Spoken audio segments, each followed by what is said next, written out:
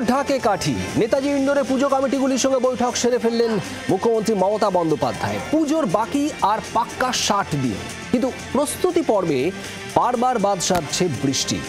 এমন পরিস্থিতি স্মরণাতীতকালে আসেনি বলে মত প্রতিমা শিল্পী থেকে পুজো উদ্যোক্তাদের।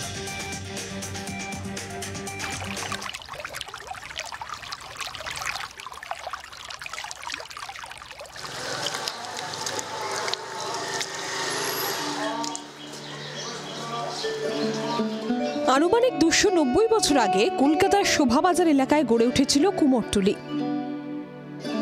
কিন্তু আধুনিক হয়ে উঠতে পারেনি বাংলার প্রতিমা শিল্পের সব থেকে বড় হাব। এখনো কোনো ক্রমে টিন, ত্রিপল আর বাঁশের কাঠামো দিয়ে চলছে শিল্পীদের স্টুডিও।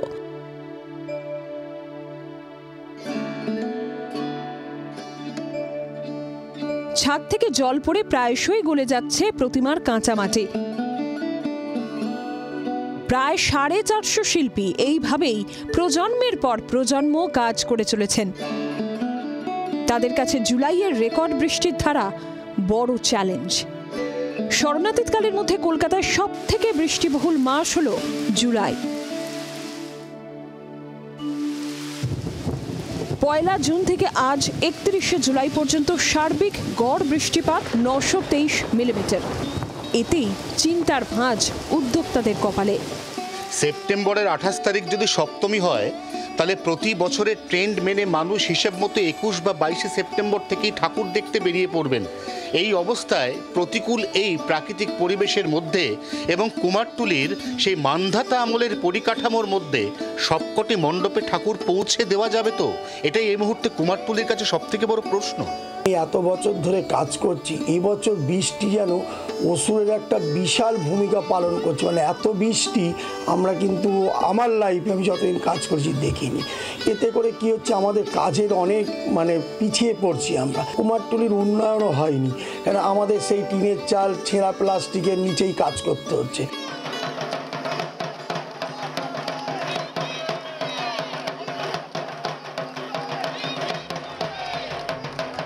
উত্তরের বৃহত্তম পুজো টালা প্রত্যয় এদিনই তাদের থিম উন্মোচন করল। শতবর্ষে তাদের থিম বীজ অঙ্গন। থিমের নামকরণ করেছেন স্বয়ং মুখ্যমন্ত্রী মমতা বন্দ্যোপাধ্যায়।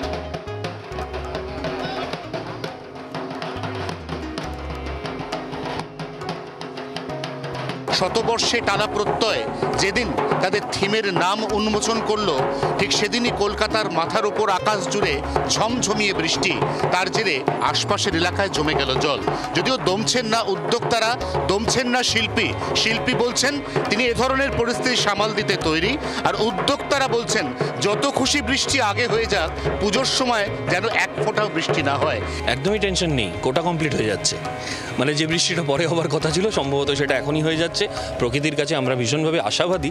হয়তো টালাপত্তরের 100 বছরের জন্যই প্রকৃতি এবছর একটু আগে বৃষ্টি দিয়ে দিচ্ছে, যাতে সারা কলকাতা কেন পৃথিবী থেকে তামাম মানুষ যারা কলকাতা দুর্গাপুজো, আজকে the world biggest public art festival দেখার জন্য আসছে, তাদের প্রত্যেকের গন্তব্য এবছর টালাপত্তর।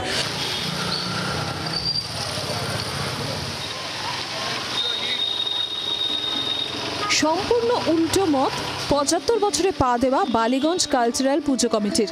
বৃষ্টির উপর মহাবিরক্ত উদ্যোক্তারা। বিগত 1 মাস ধরে প্রতিটা দিন সকালবেলা ঝকঝকে রোদ, আমরা ওপরের কাভারিং খুলে ফেললাম। কিছু কাজ করতে হবে, সবসময় তো ঢাকা দিয়ে কাজ করা যায় না, কিছু কাজ ওপেনের আমাদের সানলাইট দরকার হয়।